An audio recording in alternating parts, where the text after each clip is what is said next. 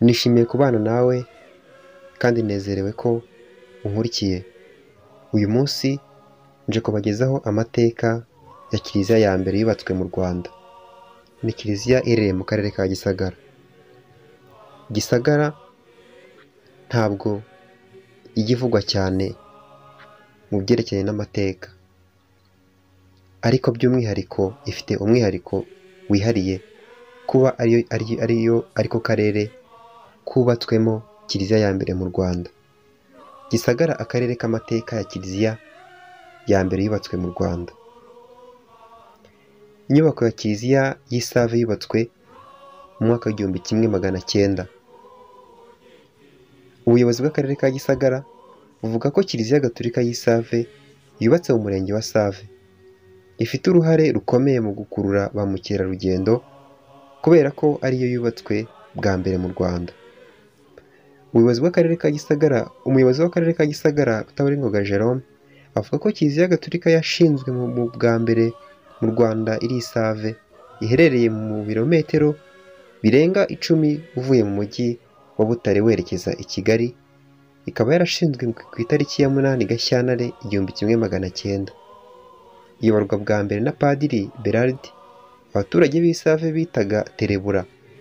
Rutaburingoga Jerome agira ati ku itariki ya 2 Gashyantare 1900 nibwo abamisiyoneri ba mbere Musenyeri Heath ari kumwe na Padiri Bernard na Betlemy ndetse na Frere Anselme bageze mu Rwanda. Icyo gihe bakiriwe na Mama Rugamba, ni umuhungu w'igikomangoma akaba n'umuhungu wa Yuhi wa kabiri Musinga wari wambaye nk'umwami.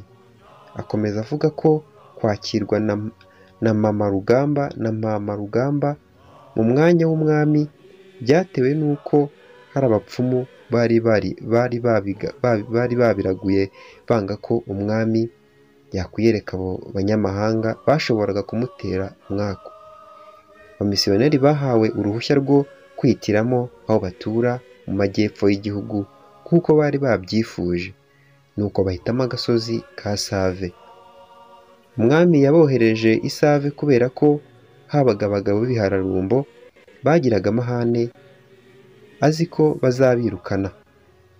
Ni ahantu hari harahindutse iciro ry'imigani, aho bagiraga batirarushya na Save cyangwa se warananiranye nka Save.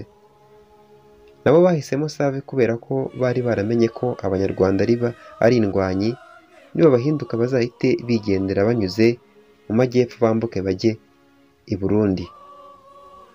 Rutaburingoga Jerome avuga ko aha hantu habumbatiye amateka y'u Rwanda bita mu Twicarabami twa Nyaruteja, ahantu hahuriye abami babiri uw'u Rwanda Mutara Semugeshi n'umwami w'i Burundi Mutaga Nyamubi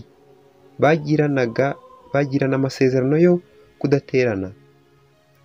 Ba mukerarugendo kandi bashobora gusura umugezi w'Akanyaru bakareba aho u Rwanda rugabanira n'igihugu cy'u Burundi, ndetse bakagera ku musozi wa Makwaza, ahantu umwami yiciye umuhinza witwaga Nyaruzi rwa Haramanga, ndetse n'umusozi wa Mayaga ugeraho ukareba Mayaga yose.